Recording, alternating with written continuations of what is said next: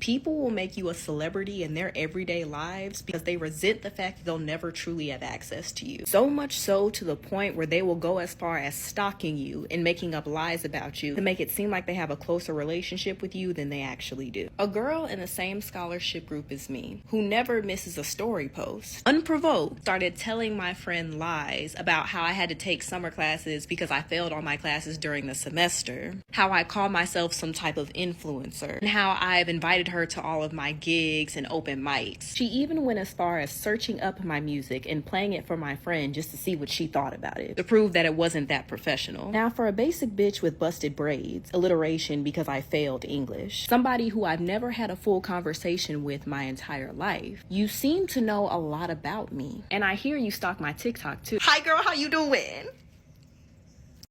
Alright, so this is how it went down. I'm literally just flipping through my Instagram DMs one day and I come across this guy. And I'm like, why is there so many messages from this guy? And I start reading them. And I'm like, this dude is obsessed with me. And he's flown to New York to try to find me. So I'm sitting there like, this is crazy. But there's no way that he's ever going to be able to find me. And then I start opening the pictures. And like, he's in my apartment building that I moved out of 2 months prior to that I, at the time, still lived super close to. So I was like, oh, this is so scary. I didn't know what to do. He literally flew across the world and showed up thinking that he was just going to live with me because he thought that through the internet we were in love with each other. And he found me through Instagram stories. Like, the background, like, in the window of what it looked like, he went onto Google Earth or something, I don't know, and the story goes on, but oh my god, it was so scary. Get ready with me while I tell you about this guy I met in my apartment complex that turned out to be a weirdo. I had met this guy in my gym last year in like July, right? I always go to my apartment gym and I would always have to bring Lennon with me because I had nobody to watch her. He had come up to me mid-workout to tell me that she was cute and asked me her name and basically asked me what was my name. He told me that she was so cute and that her name was super unique. And then I saw him in the gym every so often. I started going to different workout classes, so I wasn't at my apartment gym the way that I was going, so I didn't see him that often. I'd see him here and there in our apartment complex, and he would like catch me at the park when I was there with my kids, and he would just come up and say, hey.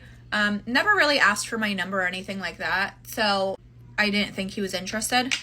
And I definitely wasn't. Long story short, I saw him at my pool yesterday. And I could tell that he was looking at me. I could tell that he was like feeling it out. He went into the gym, literally turned right back around after he saw me, went straight back to his house, put his bathing suit on. This is a story time of how I got rid of my stalker. Let's get into it. So when I was 23, I was a manager at Fry's. And that's like Ralph's, Kroger, stuff like that. So I worked at this grocery store and my apartment was right next door to the grocery store, which is important. So I would walk back and forth. I worked there all the time because I had no life back then and I hated my life and it was great. So I was working like a dog all the time. And there was one customer in particular who was like kind of older and he was a man. He would always come in and talk to me. And it got to the point where it was kind of creepy and my uppers noticed it and were like, who is this guy? And I'm like, I don't know. Like he learned my schedule. He would follow me there, creepy stuff. And he would even like try to walk me home. And I'd be like, I'm right here. I don't need you to walk me home. Like, whatever. So it got so bad to the point where my uppers were like, you cannot come into the store anymore. We're banning you. And he like threw a fit, all this shit, whatever. He would meet me where my apartment, like, property started, and, like, Fry's was right here. So he was banned from here, but he would meet me right here because he knew the law. I told the police, and of course the police did not care. They were like, as long as he doesn't hurt you, we can't do anything. I was like, okay. And I do things by myself. I'm very lone wolf. I'm very like, I'm going to get this done myself because I don't like asking people for help. Childhood trauma, whatever. So I am doing my hair for work, so why not tell you a crazy story while I do it? And if there's enough interest, I can go more into depth into the story. So basically around a year ago, maybe a little more, right after lockdown and everything was opening back up, my job was overworking me, so I was really looking for a new job that paid me well because I wasn't getting paid well, right? So fast forward, I had a friend of mine who was opening up a business.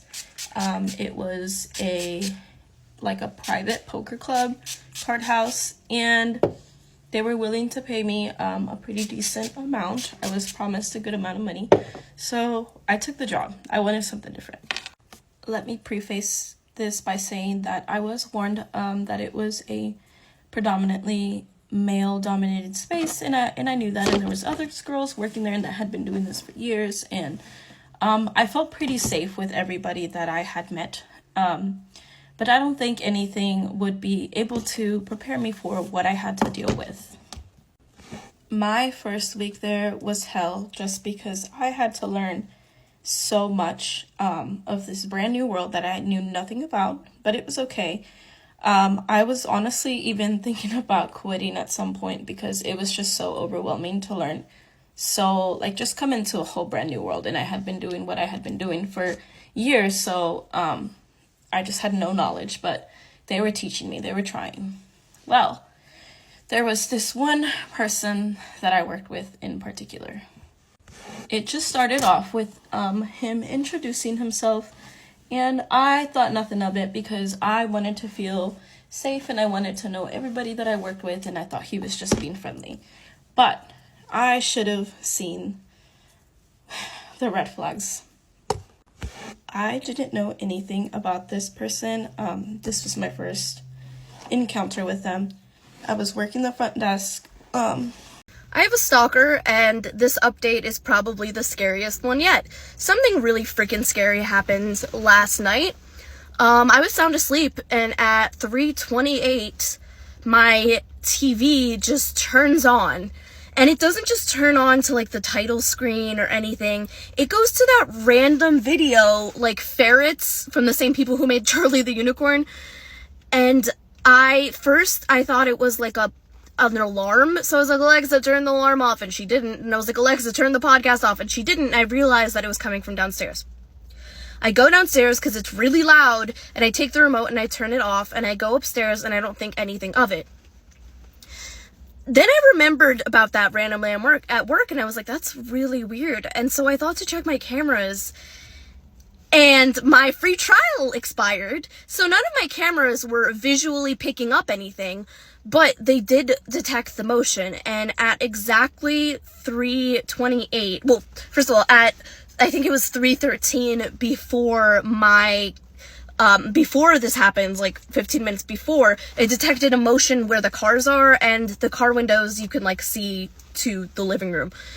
And then, at 3:28, right as I got up and turned the TV off, there was more motion in the cars. So I'm thinking maybe it was my stalker just trying to see if I was home or if I was awake or something. I don't know for sure, but do any of you guys know if you can turn on an LG TV without a remote, if you could do it on your iPhone, or if you could buy the same remote and be able to turn it on like that? Because I'm not sure what it was, but yeah. And I'm gonna provide receipts. Okay, so as you can see over here, where I circled, at 3:13 a.m. there was movement in my cars. Sorry, I blacked out my address over there, and then 3:28 inside front where I turned off the TV, there was more movement, and then once again at 3:28. So I think someone turned on my TV, was watching from my cars, and then left when they saw I was awake, but I'm not sure. I need you guys to help me and to help me figure it out. So yeah, if you have any information on how LG TV works, that would be great. So I started pacing, and I was thinking, and I was trying to make all these connections. What is it? Nipsey Hussle and the party, and was I, supposed to go to a party, and how is it all connected? And I just was like, brrr. So I decided to go to the movies, which was something that I did probably 4 or 5 times a week around that time, because it was the one place that I could get my thoughts to turn off, that I could just be in a dark room and watch someone else's story on the screen. So I went to the movies, and afterward I went and sat at this little wine bar outside of the movie theater, and it was late and I was the only one there.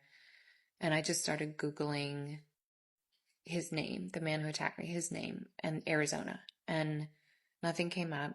And then I Googled his name and Phoenix, Arizona, and I got a hit, like I saw his name and it was all these addresses. Saw his most recent address, which was in Los Angeles. And then I saw his last address, which was in Surprise, Arizona, and that he had moved to Los Angeles in 2011. I called the detective and I freaked out and I was like, it was Surprise, Arizona, and it was in 2011 and that's when I moved here. And he was like, I know. I needed you to come do it on your own. And let me know if you remember anything else. I said, can you tell me anything? Why? Like, why are you asking these questions? Where did this come from? Said, I can't tell you everything. What I can tell you is that someone wrote a letter to the DA's office and they are in daily contact with the man who attacked me. And they wrote a 6-page letter that has information in it that we are investigating and that we are looking into. And that was where he was driving that day, was to talk to this person. That's all that I can tell you. I'm sorry. So I went home that night and, there were all these unanswered questions in my head, and it stayed that way for how long? I think. Story time on how I'm being stalked.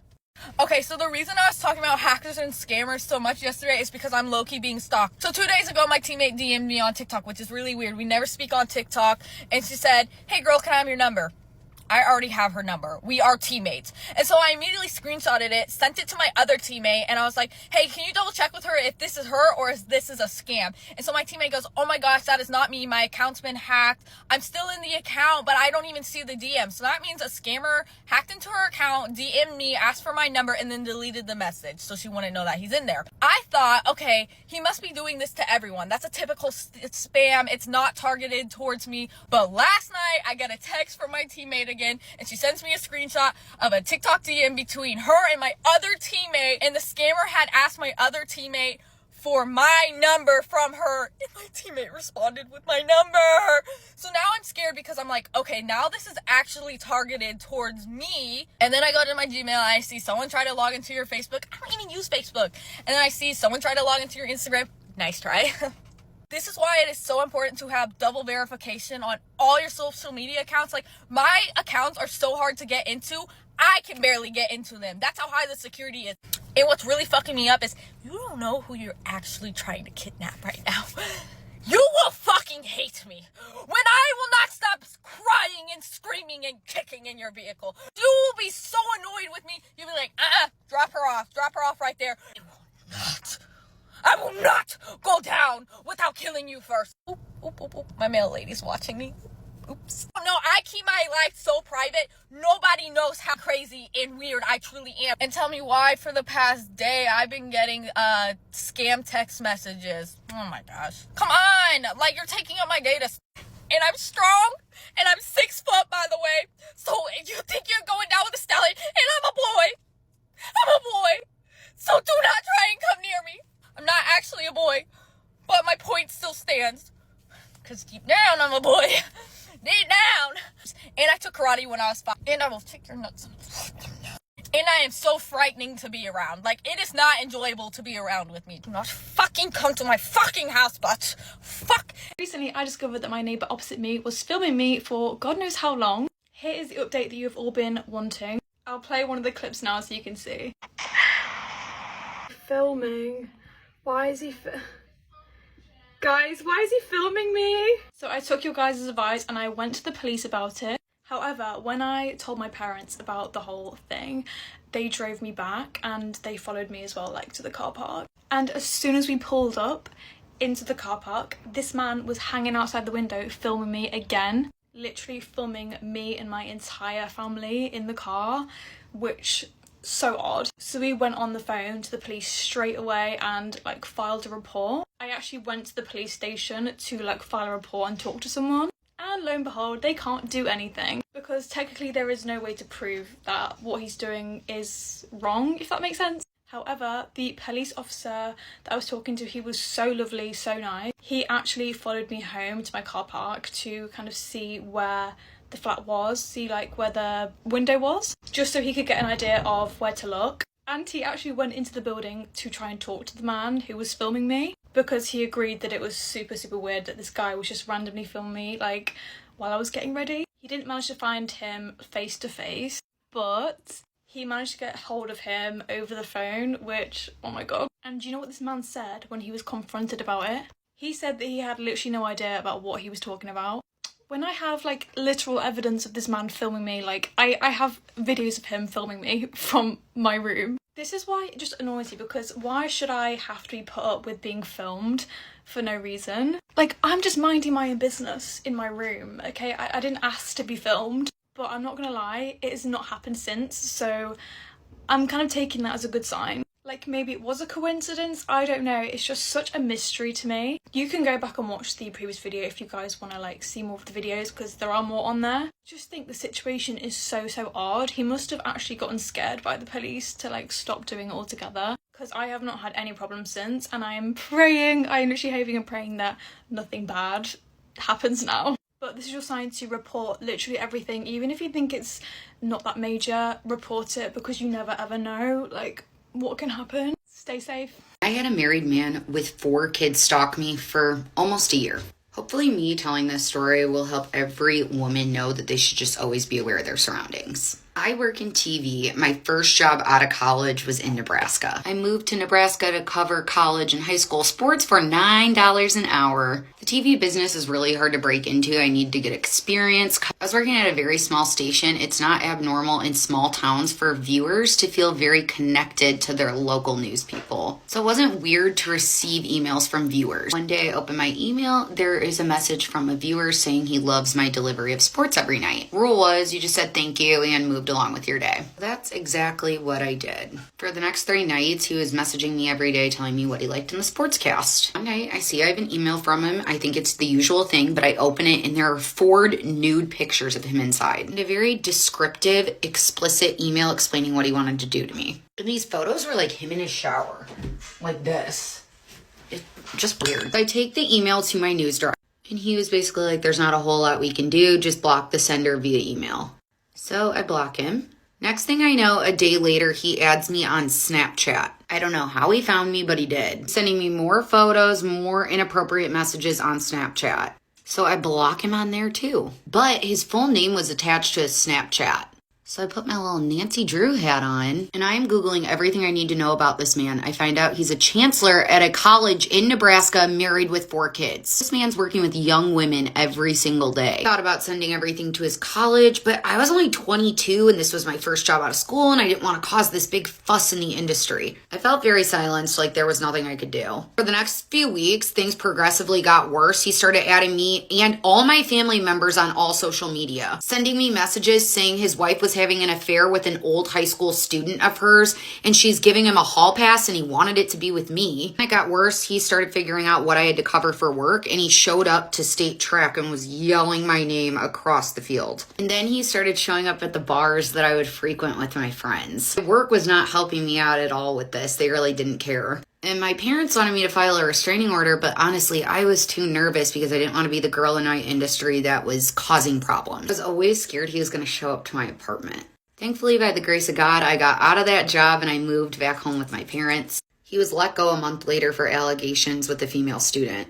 Girls, just always make sure you're being careful out there and make sure you check your surroundings. Something interesting about me is that every single person in my family has had a stalker. My whole family being me, my older sister, my mom, and my dad. I didn't really put 2 and 2 together that everyone had had a stalker until my parents and my sister were trying to give me advice on my own situation, that I realized, oh, so we've all dealt with a stalker before, cool. A big difference is that both of my parents' stalkers were of the opposite gender, versus me and my sister both had stalkers that were girls. So whenever I would tell this story, people would be like, hold on, she? For me, it all started in my freshman year of college. She was in the same class as I was. I think her and I had a total of maybe 2 conversations, if I'm being generous. I could tell that there was something just a little bit off about her. One of the interactions I had with her, I remember it was me and one of my really good friends who was also in the class that we had together. And me and her were just looking back and forth because she was making such weird comments and just acting very strange. That was the last in-person conversation I had with her before she DM'd me asking to hang out. And obviously, based on the first interaction I had with her, I personally wasn't going to be fake or lead her on when I knew I didn't want to pursue a friendship. Months go by and she texted me asking if we could get drinks or something. It was via Instagram DM, so I just never opened the DM until a couple months later. I finally opened it and saw a massive paragraph in all caps full of rageful text. I am gonna be so honest, it was so incoherent and I couldn't even tell you what she was talking about. All I remember is responding, "I'm sorry, what?" ? And then she blocked me. At this point, I was super confused, but I was like, honestly, whatever. She clearly has something going on. I know I didn't do anything, so I just ignored it and moved past it. After this, I saw her a couple of times on and around campus, and she did not look well. Her hair was like matted, her skin was so dry and peeling off. I don't know what it was, but she just looked so not okay, like she was not taking care of herself.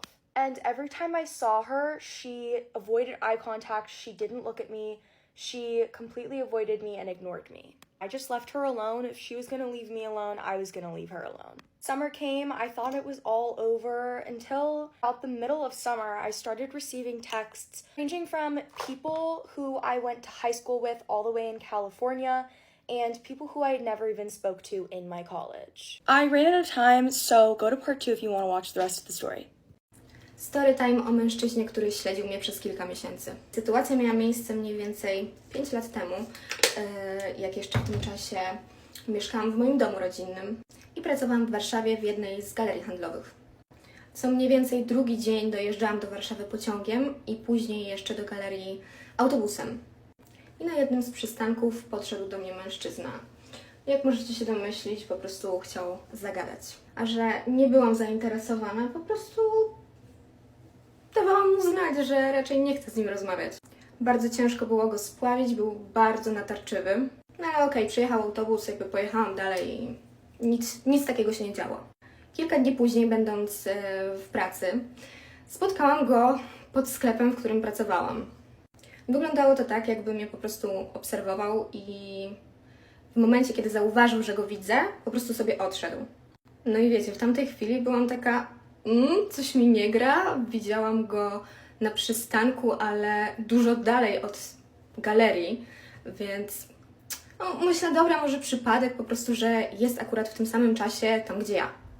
No ale sytuacja, słuchajcie, zaczęła się powtarzać. Zaczęłam go widywać przy metrze, przy tym przystanku dalej, z którego odjeżdżałam do mojej pracy, przy pociągach, którymi dojeżdżałam też do mojego domu. Często gdzieś go po prostu widziałam, ale nie podchodził do mnie, po prostu widziałam, że mnie ktoś obserwuje. No i pewnego dnia znowu na tym samym przystanku podszedł do mnie. Tylko w tamtym momencie był jeszcze bardziej natarczywy. Zaczął mi zabierać telefon, chciał wpisać swój numer, chciał mnie wyszukać, wiecie, na fejsie. Chciał po prostu mieć jakiś kontakt do mnie. Dosłownie zaczął mi wyrywać telefon z ręki. Ja, wiecie, w szoku, nie wiem, co mam zrobić. Nie wiedziałam, czy krzyczeć. Ludzie byli dookoła, nikt nie reagował, jak możecie się domyślić. Nikt nie zareagował.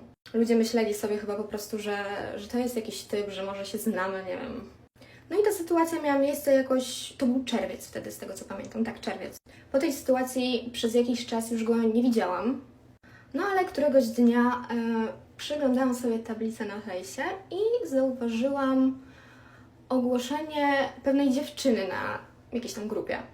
Opisała ona identyczną sytuację, która spotkała mnie.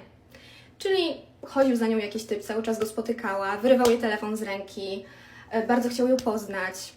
I słuchajcie, z 50 komentarzy pod tym postem kobiet, które opisały dokładnie taką samą sytuację. I będzie kolejna część, bo widzę, że nie mogę nagrać 8 minut, nie wiem czemu. Get ready with me for bed while I tell you about our apartment stalker. So to start you off from the very beginning, back in July, I did not live here, but some of the girls that already live here did. This man broke in and was watching one of my roommates sleep.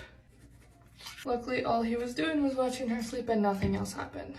He was coming through one of the girls that lived downstairs' window because she would leave through her window and he knew it was always unlocked, so he'd just come through it and go back out whenever he pleased. So since I moved in August, we've had no suspicion of him coming back, and we never really thought twice about it because we've been super good at locking our doors and our windows. But January 1st, I came home from Christmas break, and I got home probably 11:40 at night, so not terribly late. So I ended up getting in the house. It took me a few minutes to get in because I had to carry all my bags in, and I immediately locked the door like normal, and then weirdly I went and checked the back door, which I never do because I always just figure it's locked. But I did, it was locked, and then I go straight into my room and I locked my bedroom door, which also I never do because normally I come home and the girls would come say hi, especially since I hadn't seen them for weeks, but that's what I did. I get inside, I start getting situated, and I call my parents. By this time it's 10 minutes, and I'm on FaceTime, I'm just talking, and I hear like a hit on my window, and I was like, oh, I'm just paranoid because of all the Idaho murders. I just didn't think anything of it. I then got off the phone with my parents, and I started getting undressed because I was gonna go hop in the shower. So at this point, I think I have the water running, and my roommate knocks on my door, and she goes, Kennedy. And I was like, oh, just 1 second, let me get my clothes on.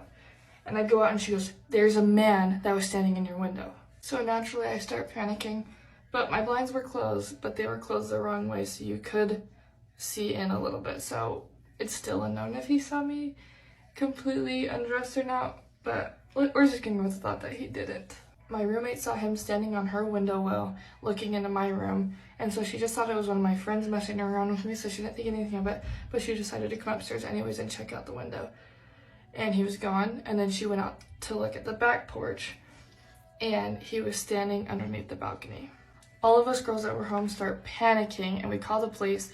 Please come check out our house. Obviously, he's not in the house because we knew he didn't get in, but it was just safe to still check. The police had said that he most likely watched me get home, carry all my stuff in, and then decided to come because we saw him on the ring and you can see him on the windowsill, just his foot. So he came within like 10 minutes of me getting home. So basically, I didn't sleep here at my apartment for like a week because I was like, I'm not moving back. But I couldn't leave my girls, so I ended up coming back. And it's been fine since. We've taken the precautions to where we're not super worried about it. I mean, it's still a little like nerve-wracking, but that is my story of our stalker. Part 2 about the story of my stalker. At one point, I started to get anywhere from like 5 to 10 per day of people just sending me screenshots that this girl had DM'd them or Snapchatted them or whatever. And the text was pretty much copied and pasted to everyone. But she was basically saying that I was stalking her and hacking into all of her social media accounts, and that she had a lawyer, and that I was spreading rumors about her, and that she was really scared. At this point, I felt it was necessary to reach out to the police at my school, which I did, and when I gave them a call, I explained the situation, and they said, yeah, so we've actually heard from her as well. When I tell you my jaw dropped to the floor, and I said, I'm sorry, she's reached out to you? I'm gonna give this girl the benefit of the doubt. I definitely think she was going through something, and I definitely think that she had some mental issues. Part of me is like, maybe she honestly did think I was stalking her. But obviously, like, I know myself, I was not stalking her. The reason that the police never reached out to me after she contacted them is because she gave them no evidence and was unable to support any of her claims. Me, on the other hand, you best believe I was screenshotting every single thing that everyone was sending me and just making sure that I had something to support everything I was claiming. And so after that, they could kind of tell that I was in the right and she was going through something. I was able to get a no contact order, but unfortunately that didn't stop her. She continued to reach out to people, as well as she started posting publicly on her social media pages for everyone to see. And so I had to contact a department at my school in which we had a hearing, and we both gave testimonies, and I think that's the right word, testimonies, We both spoke about our experiences and had to present evidence. The result of this hearing, I was only able to get back my verdict, but I had no idea what they decided as a verdict for her, if that makes sense. I was found not guilty of everything she was accusing me from, but I have no idea if they found her guilty of whatever I was accusing her from. They didn't tell me that. However, after this hearing, I was super happy because I thought it had all been resolved.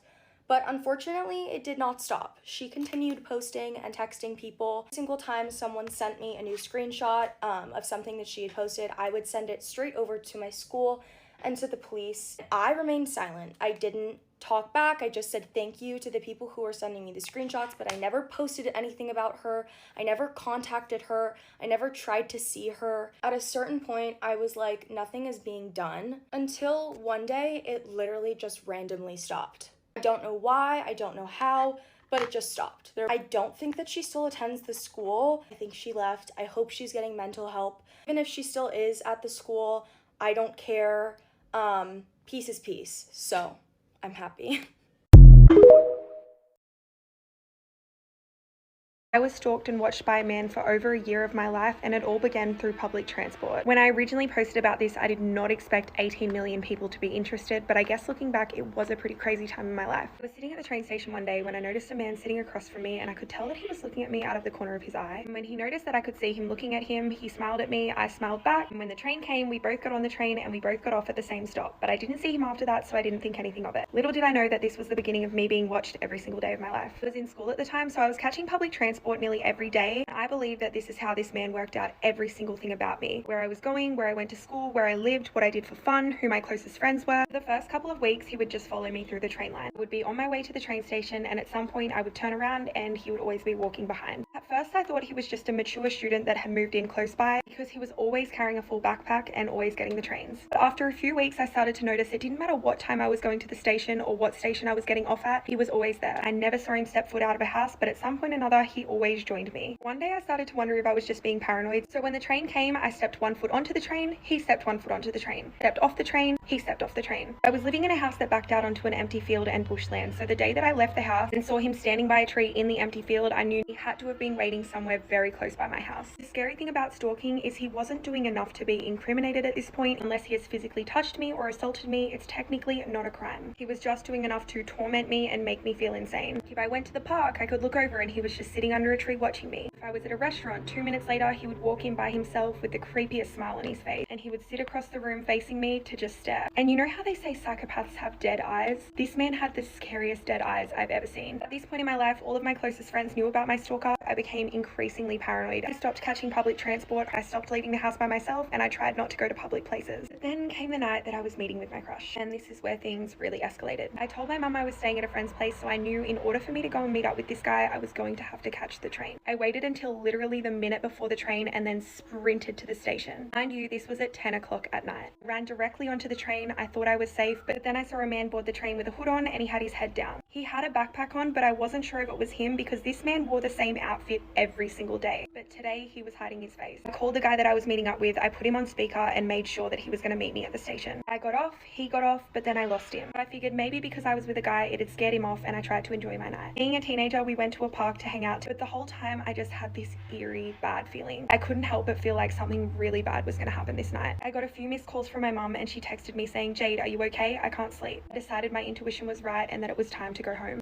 I could feel myself being watched, I just couldn't see him. We left the park to walk back to the station. I looked behind me again, only this time in the very distance, I saw a hooded man waiting by the park. As we walked, he started to walk. I started walking faster, and when I got to the station, even though he was nowhere in sight, I decided to lock myself in the bathroom so that if he came, he would think that I wasn't there and he wouldn't get on the train. I waited until the very last minute when I heard doors closing and I ran out of the bathroom onto the train. I got on an empty carriage. I thought I was safe until I heard the connecting doors open and I saw his feet walking towards me. As far as I could see, the train was completely empty except for me and him, so I was terrified and started running through the carriages to find other people. I knew this was his perfect opportunity. But thank God I found a group of people who were on their way back from clubbing. I was frantically shaking and explained my situation to them, and they were nice enough to let me sit with them. But I knew that I wasn't in the clear because soon enough I was going to have to get off the train alone to the dark, empty streets. This is where it gets crazy, and this man had a crazy history, but I'm going to have to make a part 2. I was stuck living in an apartment complex with my stalker. A follower named Raya sent me this story, and she says that during COVID, she was stuck in her apartment complex, just like everyone else in the world. And she says that she was always working, she was always busy, so she never really had time to mingle or talk to any of her neighbors. So one day she needed some fresh air. She was walking on the sidewalk outside, and she meets this girl, we're gonna call her Liz. They start talking, they are both walking their puppies, everything is fine. And they actually start clicking. They're like, hey, you're actually pretty cool. Our dogs like each other. You want to go inside and get a drink? Liz invites Raya in. Raya's like, yeah, sure. They go have a drink. They watch movies. They both love rom-coms. So they start watching movies and everything is fine. For a moment there, they start going to each other's house, playing games, trying to keep each other busy, keep each other company because it's COVID. So one night, Raya is asleep and she gets a notification from her Ring doorbell saying that someone is outside. She opens the app and it's Liz. She's literally pacing back and forth, like looking hysterical. So Raya runs outside and she's like, hey, are you okay? And Liz is like, I'm so sorry. And she just runs back to her apartment. And Raya's like, okay. Oh, 2 nights later, same thing. Gets a notification. Raya opens it. She checks and Liz is just standing out there, outside of her door, like, no. So that next morning, Raya goes to Liz's apartment and she's like, hey girl, what's going on? So Liz is like, hey, I'm sorry. I'm actually kind of scared of being in my apartment by myself. I didn't want to bother you, but yeah, that's what's going on. So Raya was like, well, why didn't you say so? You can come and stay with me a few nights. I have a couch. Like, it's not a problem. Liz is like ecstatic. She's like, oh my gosh, really? Thank you. You're the best. Yes. So that night, Liz stays over at Raya's house. The first night, everything was fine. She slept on the couch, cool. The second night, Raya's asleep in her bedroom and she feels someone get in bed with her. And she's like, it's Liz. And Liz is like, hey, I'm sorry. Like, I was feeling very nervous, very anxious. My anxiety is starting to flare up. Is it okay if I sleep here with you? I feel safe. And Liz is like, I need to put some clothes on. Like, give me a second. She ends up sleeping with Raya in the bed. So Raya, of course, needed some space. That next morning tells Liz, hey, I need some space. I need you to go back home. Like, I need to clean my house. I need to refresh. And Liz is kind of upset. And she's like, I guess. So she storms off. And then Liz starts to pace in front of Raya's door again. And Raya's like, all right, this is enough. What is going on? So she goes into Liz's apartment. She knocks on the door. She's like, hey, can you stop? Like, you're freaking me out. And Liz goes crazy. She starts telling Raya, I can't believe you just used me. I can't believe you just led me on after everything we've been through. And she's like, what are you talking about? Raya is like, I beg your pardon? What are you talking about? Liz is convinced that Raya was leading her on the whole time. And Raya is like, honey, we're friends. Like, I don't know what you mean. And Liz is like, we literally spent the night together last night and you didn't even bother to care. And Raya is like, you literally came into my bed saying that you had anxiety. What are you talking about? Like, you're crazy. Things start to go downhill.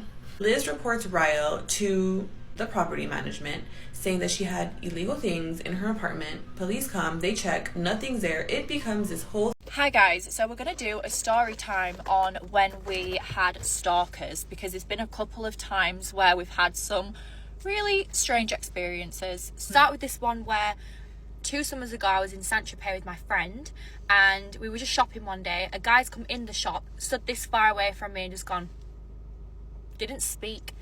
So I'm like, this is too long, what are you doing? Why are you like staring at me for this long? Like, just move. So then the security's gone, do you know this man? I said, no, I don't. He was like, right, okay. I've gone outside the shop, gone to another shop. He's followed me down alleyways and waiting and looking, looking. I'm inside the next shop, he's outside the shop. He comes in the shop. So I'm there like, whoa, what is going on here? Gone to a cafe outside and he's waiting outside the cafe. So I've then had to tell everyone in the cafe about this man, but I'm scared, thinking I'm in a foreign country. I don't know what to do right now because I'm scared to even leave this cafe, and where is he going to be? I've gone straight to the police station, reported it, and they kind of just looked at me like I was a bit of a fool. He was like, okay, you want to write description? I'm writing description thinking nothing's going to happen. He looks like Homer Simpson, mullet. You don't have a mullet, you had like curly hair. Like curly hair, Krusty the Clown. Like a perm. And Krusty the Clown. Yeah. It's Krusty the Clown. I still dream about him, have nightmares. Anyway, gone back to the hotel now. I thought, that's it now. I'm actually leaving the next morning. There's a bit of an event going on at my pool, right? Got to the pool, looked over. Who sat at the bar on their own? The man, Krusty. Krusty's there at the bar with a cushy little drink for himself, staring at me. I thought, oh, wow. So I've gone to the security and I said, excuse me, this man is following me. I wish that was from, like, someone fixed. I've been obsessed. Daisy's come home from Saint-Tropez and she's told me all about this stalker. And I thought, okay, like, whatever, she had a stalker. He didn't do anything, like, whatever. And then a few months later, was it like 5 months later, we've gone to Marbella for my birthday. Right, so we all got drunk in the club, right? I'm on my own device. So I'm on my own and I've looked over. He's sat in the corner of the club in Marbella, this is a different country, on his own, and he's staring at me smiling. So the stalker has followed Daisy from Saint-Tropez to Marbella. So I've gone up to Ellie and went, Ellie, my stalker's over there. She went, yeah. Like, to completely ignore me, didn't listen to what I was saying. To be honest, I didn't believe you. I thought it's a lookalike. So I walked up to him, right, and I said, why are you stalking me for? And he went, I said, what do you want? Like, what do you want? He didn't say anything again. So I kind of just got on with the night and I thought, that's weird. But I was drunk, it didn't really affect me because I thought it didn't seem as bad. Next day we spoke about it and she's like, I can't believe my stalker was in the club. And I said, Daisy, I really don't think that would have been your stalker. It would just be a guy that looks just like him. Anyway, we sat in this cafe having lunch, talking about this guy. Next minute, the guy has come up to the window of the cafe. You hear a bang, like he's put his hands up against the window. I'm eating a Caesar salad and Krusty's popped his head through the window. Krusty's head's in the window going, the creepiest smile you have ever seen. I actually screamed. I literally went, oh, like, we screamed and we were like, oh my god. When we were in the cafe, we actually knew some guys in there and we told them, like, this guy is stalking us, like, we're really scared, can you go speak to him? So the guy's kind of gone down the street and had a word with him and said, like, why are you stalking these girls? So then he's gone, he'll leave you alone now, he won't bother you again. I said, okay, really? Anyway, let's cut a long story short. We've gone to a club, right? We're at the club. I'm on my own in the smoking area and I've looked over in the corner. Krusty's there in an orange tuxedo and some flowers. Bright orange tuxedo. Bright orange with some flowers in a tuxedo in this club. On his own. I looked at him and I've gone, wow. I've had to inform the security. He was thrown out the club and that's the last I saw of Krusty. So I don't know if I'm going to see Krusty again, but I really hope I don't. He was so scary though. I'm not joking. The look on his face, it's like haunted me as well. Hopefully Krusty's not watching this. Krusty, leave me alone. Krusty, I appreciate the efforts, but I'm actually quite frightened. I'd appreciate it if you could not. Thank you. So, stalking me for 7 years. How did we get there? I'm sure you guys can tell that I've been a little reluctant to talk about the stalking piece. I think that's threefold. One, I would say, is the thing that scares me the most. Of all the things I've talked about, that's the thing that really gets under my skin and makes my skin crawl. Two, I would say, because it happened later in the timeline, that, we didn't find out about that right away. There were clues that came along the way, and it was over the course of like months and years.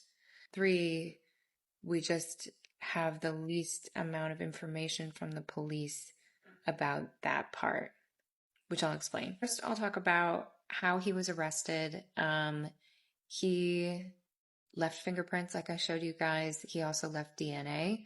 That was something that when he stabbed me in the head, because it was just a kitchen knife from my kitchen, when it impacted the bone, his hand slid on it and it cut his hand really badly. That's why when he was down on the ground, he was looking at his hands when I first sat up, like, and then he also left, I didn't tell you guys this yet, but he also left I think he dropped his cell phone, he dropped his ID, he dropped his credit card, he dropped his headphones, all on the ground while we were fighting. So that was all on the ground in my bedroom. So all to say, the police had plenty to catch him with. They used his fingerprints, they ran him in the system. He was in the system, he was on parole. So this happened on a Thursday night, Friday morning, and they arrested him on Monday at his parole meeting. But I, in the ER, met the detective for the first time. And I won't say his name, I won't share his identity, but I don't think I said this on the podcast, but he's very handsome. And we have the same birthday. So shout out. But he arrested the man who attacked me on Monday. And then from there, he was our point of contact for asking questions or anything that any next steps in the. So when they told me that he got arrested, I was still in the hospital. I was high on a bunch of pain medications. I was surrounded by family and friends, so I was in my bubble, and it didn't really sink in or process. And I was relieved, but at that time, like I didn't really feel much of anything, to be honest. But then when I got out of the hospital, the detective warned me to stay off of social media, to stay out of the public eye, to not go back to my old address, and to find someplace else to stay, because he said, even though the man who attacked me is in jail, they don't know if he would have anyone on the outside that would potentially come to intimidate me out of testifying or come to hurt me in any way. So me and my family got an Airbnb, and we stayed there for a couple months. My family stayed with me for, I think, like a month and a half. And I think it was, I know it was in the Airbnb that I first started to feel this tickling, where I started to think, was he just walking by on the sidewalk and thought, I'm going to break into this girl's house today? Or had he been watching me for a few days? Had he kind of cased the apartment? Like it started to creep in, this fear that maybe I had been hunted. That was how it felt. That was the fear. Look at the windows at night. At that time, I was staying up all night. I couldn't sleep. And I would stay up all night. I was in a lot of pain from my hand. Then the pain happened. But I would just stare at the windows and wonder if there was someone on the other side. So even though I was afraid, and even though there were these kind of unanswered questions, months went by without any new developments there. Get ready with me while I tell you the story of how I found out I had a stalker. I figured enough time has passed that it's okay to talk about now, so buckle up, y'all are in for a wild ride. So as y'all know, I'm a singer-songwriter, and I'm originally from Boerne, Texas, which is a little town right outside San Antonio. My family and I were friends with a few of the mom and pop shops down there, and oftentimes I would go and sing for them. Everything from like restaurants to furniture stores. It was like, small town vibes. One day, one of the stores asked me if I wanted to play, and of course I said yes. However, the date fell on a weekend where I was supposed to be going like an hour and a half away for a family reunion. And my parents always go to shows with me. They pretty much always have. And they were like, well, we won't be able to go to this show with you, so I don't know if you still want to do it. So even though it made them kind of uncomfortable, I was like, it's fine. This is Boerne. Nothing bad happens in Boerne. It's all fine. I'll just go alone. I know the store owner. And that, as you can tell, was my first mistake. I just thought it was a quick, easy hour and a half little set in my hometown. So the day comes, I grab all my stuff because I have to go set everything up. This is just a little solo acoustic show back in the day. So I get there early and I'm setting up, vibing, doing my thing. So they have a little patio area set up for me, ready to play, and I notice that a guy walks in and he just kind of sits down and just looks at me. I don't really think much of it. I mean, I too would look at a musician setting up their equipment. So I finished setting up, and I was supposed to play at 7, but the owner was like, you know what, let's wait for some more people to get here. Let's just do 7:15, 7:30. And that random guy is still sitting there staring at me while I set up, but I still don't really think too much of it. 7 o'clock comes, and this guy actually comes up to me, and no hi, nothing. He just goes, aren't you supposed to start singing at 7? I was like, oh, hi. The owner said I could, start at 7:15 or 7:30. And this guy just deadpan looks at me and he goes, you're supposed to be starting at 7. I was like, again, the owner said that I could, start at 7:15. And he's like, no, you need to start now. And I was like, dude, who are you? Like, what is happening? And he just starts getting visibly angry. And it's like, you need to hurry up. Like, you need to get it together. Starts yelling, basically just repeating the same thing over and over again, that I need to hurry up. And at this point in time, there's no one around. I was the only one kind of out there. And he just starts screaming at me. So I'm like, okay, this guy is clearly unhinged. I just need to remove myself from the situation. I'm like, okay, I'll just run to the bathroom. So the bathroom is inside, where everybody else is. So that's a good place for me to be. Unfortunately, I had to go past him to get to the bathroom. So I just literally break out in a sprint. And what does he do? You guessed it. He sprints after me. I get into the store, run into the bathroom, slam the door shut, and then like push my body weight against the door and kind of like eyeball around the room for like any sort of thing I could use like as a weapon. But also in the back of my mind, just hoping that the store owner heard this commotion and is just gonna call the cops. And this guy is literally trying to break the door down. I'm having to really push like all my weight on this door. So after a little bit, he finally gives up or something happens. That part is still kind of unclear to me why he stopped. And the store owner kind of yells through the door. He's like, "Hi, I called the cops. Everything's gonna be all right." I was like, thank the Lord. And I kind of just chilled there for a little bit to just kind of regather myself. So the cops come, they get there within like 10 minutes, okay? Small town stuff. They took the guy outside and he's of course acting a lot more calm for them. They quickly asked him some questions, did a little investigation, and were able to piece together what happened fairly quickly. What me and the store owner failed to notice was that this guy actually brought in a backpack with him. I didn't see it once, but I was also, you know, fleeing for my life sort of thing. And in his backpack there were knives, there was rope, and there was a legit stack, like this big, of pictures of me. What they gathered is that he had been following me for a long time on social media and apparently was a large fan of me. I will never know for sure, but y'all can probably infer what our meeting was gonna go like. So he had taken an Uber there, and I'm not entirely sure what his plan was after that. We never really got an answer, but they pretty much had to escort him back onto the highway in another Uber. Of course, I filed a police report, but they couldn't charge him with anything because he technically didn't do anything illegal. Which that is crazy to me, but I guess it makes sense. Doesn't matter what he had in mind, he technically didn't do anything. Got done filing my police report and I still had to sing. I said, you know what, show must go on. I toughed it out, finished the gig, got into my car and cried the whole hour and a half to my family reunion. And that was the last gig that I ever attended by myself. All this to say, please stay vigilant and be aware of your surroundings all the time, because you truly never know, and there are some crazy ass people out there.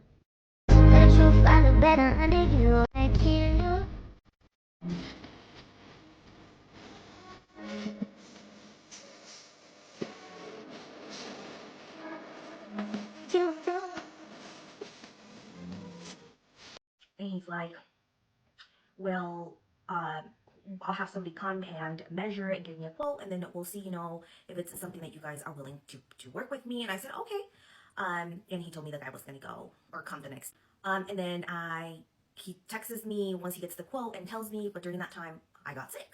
And my husband was working very, very long hours. I was barely seeing him. He would come home to go over the kids, and I would go straight to bed. I was so sick. So I couldn't really talk to him. So like 3 days passed by, and this guy texted me asking me if I had an update. And I spoke to my husband, and my husband said, we're not doing it. For one, our dogs didn't even do anything. Yes, I know the fence was old, but it could have still held on a little longer if his dog didn't break it. And I said, I agree. And then he's like, well, right now, you know, spending that much money is not in my plans. And I was like, totally agree. So he's like, text it to him. And I said, no, I'm not going to text it because I don't have a good feeling. I don't want to use anything against me in the future. So I'm going to go ahead and talk to him. So I texted him and I asked him if he had a minute. And I met him in the backyard. We spoke over the fence. And I told him, unfortunately, we will not be able to, you know, to replace the fence at the moment. And this guy gives me attitude. And he tells me, well, you're a property owner. And that's your responsibility. And I look at him and I'm like, you're not just giving me attitude and talking to me like this. I'm like, I am aware. But when I went to your house, when I first purchased a home, you never answered me. So why, and now you're forcing me to do something I can't do financially. I'm like, and plus, because he got me mad, I was like, and plus, your dog was the one that broke it. And he's like, so then what is your proposal? I'm like, I don't have a proposal. I'm telling you that I can't do it. Not right now. And I'm there talking to him, and he's like forcing me. He's like telling me, like, you gotta do it, you gotta do it. So I took out my phone and I tell my husband, hey, he's forcing me to put up the fence. I felt like a little girl telling on him with my dad. I'm like, no, he's forcing. The guy's like staring at me, and he's not even like arguing or anything. He's just looking at me like, yeah, I'm forcing you. And I was just like, okay, whatever. So then I have to talk faster. So then that was done. I told him my husband was gonna, you know, talk to him and handle it with him because I wasn't gonna handle it anymore. I was done with him. And I walked back inside, and then my husband was like, you know what, let's just go ahead and get a quote for the rest of the fence that doesn't, you know, that we don't share with him, and then go from there. My husband got a quote, and he went to talk to the other neighbors with the small dogs and asked them if they wanted to, share the cost. And I told my husband, I'm like, I don't think so. I don't think they're going to want, because if they would have wanted to replace the fence to begin with, they would have done it when they replaced their fence from the other side. Thankfully, my husband was able to get them to say yes to us, so we went ahead and replaced the fence. My husband was with our neighbors for about 40 minutes, and he comes back home and he tells me, guess what the neighbor with the big dog does for a living? And I said, what? And he tells me, are you ready for it? He is a corporate lawyer.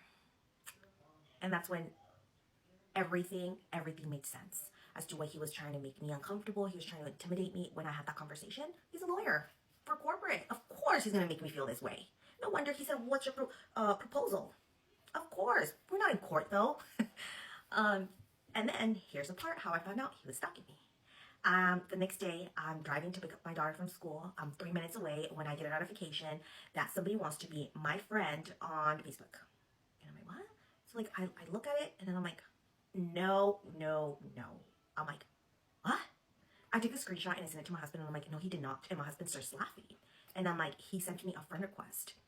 Then I go, like once I get to my daughter's school, I go in, I get on my phone and I look at the request. The request is gone. While he was stalking me, he pressed add as a friend accidentally and added me and then went back and canceled it. You don't know how uncomfortable I felt? Not because he was being a pervert. I don't think he was being a perv. I think it was more trying to figure more about me, of how, I guess, like who I am as a person maybe, because after we had that quote-unquote argument, I don't know what he was trying to find. I think he was just trying to find more information. But joke is on him because all of my social media is private, and I don't post anything about my life, and if I do, it's only on my stories, and those disappear. We all know that. But it was very, very creepy to know that I had my neighbors stalking me. I don't know what his intentions were, or are. I did tell my mom the following day. I was like, Mom, if I one day go missing or something, just know that I was being stalked by him. I don't know what his intentions were. It's kind of scary now because I'm like, I know that he's stalking me. I don't know, but I hope he never finds my TikTok. And neighbor, if you ever see this video, if you ever get to find my TikTok, get better skills at stalking someone, because if you don't know, we get notified. And those don't delete from our phones once they come through. So yeah, that's how I found out that my neighbor was stalking me. I don't know for what. He's an attorney. He could have run a Lexus report on me if he really wanted to know more about me, but I guess it was cheaper to go and stalk me on Facebook. Yeah. Well, I hope you guys enjoyed this story time of the creepy, the creepy neighbor, lawyer neighbor, whatever. But yeah, I'm gonna finish my cafecito, edit this, and have it up for you guys tonight. All right, so I hope you all guys have a good night. Bye. Tell the truth, I look better under you. I can't lose when I'm with you. This claims to reduce fine lines, relieve puffiness, and brighten dark circles. Disclaimer, results may vary depending on skin type. I didn't feel any pain when I was stabbed in the head or anywhere else around my body, like my arms or my fingers. I absolutely did eventually. But this is the part in the story where reality starts to set in. So, here's my kitty. Quick backstory, I was stabbed multiple times in home invasion where I fought back against my attacker who had been stalking me for 7 years. I was also at the time in a 5-year relationship that was kind of roller coaster, toxic relationship. Also, thank you guys for all the love on my last post. I posted it and I was like, it's gonna be lazy. I'm gonna post something with like video that I already have. An hour later, I was like, damn! So thank you guys. After I got out of the hospital, me and my family didn't have anywhere to stay. So I was dead set on us going back to my apartment. I was like, it's fine, we'll be fine. So my mom and her husband and me and my ex stayed at my old apartment one night to test. And the owner of my apartment building had put up these like really bright fog lights outside. While we were like eating pizza and getting ready for bed, I just kept thinking, those lights aren't scaring people away. Those lights are illuminating the people inside. They're attracting people. Also, my stepdad and my ex had gone back to my apartment and cleaned up after the attack. There, you know, like I think we've all maybe heard of like Sunshine Cleaning, that movie, that's something that you have to do yourself as a victim of a crime. And they had to take down like the curtains and stuff. There were no curtains up until I stayed up all night after we all went to bed. My ex was next to me. My parents were in the guest room next door. I was in a huge cast and I was medicated, and I just kept thinking of ways that I would protect them if someone broke in. You know, like if someone breaks in and then I come in here, then I'll do this and I'll do that. But I just kept thinking, I'm not going to be able to defend them with my arm in a cast. I'm going to move so slow. And it was just a really not a restful night. But we ended up renting an Airbnb, me and my family, to stay in. So the first week in the Airbnb was still kind of a party. You know, like my friends were all coming over. There was balloons. There was people bringing stuffed animals. And it was nice. My ex, who had been very visible in the hospital and calling people and on the phone a lot, but really kind of like claiming me a little bit, made sure that that guy who I had been casually dating for a little while, that I was no longer dating, who came to the hospital, was not invited to the Airbnb. He just kind of fell out of the picture. But even though my ex was distracted in the hospital, like he was always there, and he always had a task. Like he was calling all of our friends, he was talking to people. He came up with the idea that we should have a party. So then he was planning this party. I think in the Airbnb was when I started to feel his absence more, like feel that he wasn't around, wondering where he was. My mom says that when we reached out to him or when they would ask him to help with something, he just kept saying that he was planning the party and that he's busy. The man who attacked me was in custody. He had been arrested 3 days after the attack. He was, you know, secured. He was in jail. I wasn't scared of him coming after me, but the police had told me to stay quiet, stay under wraps, like not be photographed, not talk to the press, because they said there was a chance that he could have friends or someone that, you know, like on the outside that could come and try to intimidate me into not testifying. So we were still scared. I was still scared. Them saying that, I wouldn't have thought that otherwise, but maybe people were going to come to get us. So the first week out of the hospital in the Airbnb, I was still on a bunch of medications. I was on pain medications, I was on muscle relaxers, I was on anti-anxiety medications. I was like, whoo, I was like drinking coffee to try to stay awake, but I was just like, you know, like I'm good. You know, like I was flying high. I also went out and like bought a bunch of people gifts for being nice and for helping out. I was like partying still. And it wasn't until about a week and a half out of the hospital that my mom started to say, like, you're about to run out of the pain medication and we don't have more. We have to get to this certain appointment that was like a week and a half out, but I wasn't stressed. 2 days before we have this next doctor's appointment, I run out of pills, like, all at once. Mom tried to taper me off of them, but I was pretty adamant. I was like certain that I was going to get more. And so then I started to feel the pain.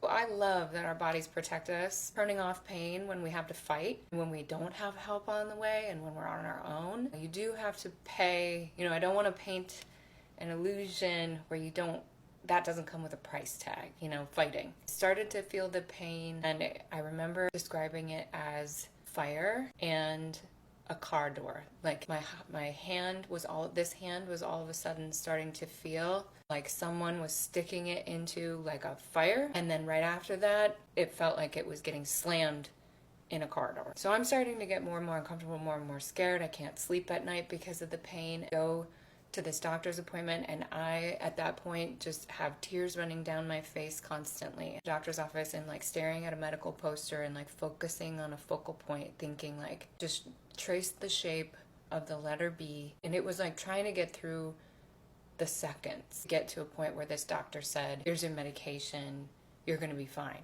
But when we were sitting there and this doctor walked in and he saw me, just tears streaming down my face and so much pain. I also had my twitch that was really, really prominent then. He looked at the medications that I had been on and how long I had been on them, and he said, I would really love to not send you home with these medications. And of course I panicked. I was like, survival is hinged. Being like this pain being alleviated. It was pain like I had never felt in my life. I think it was like the nerve pain and like the tendons had to be reattached. He said, the medications you've been on are very powerful and they're very addicting. And if you stay on them much longer, you're going to be in a real danger zone when it comes time to get off of them.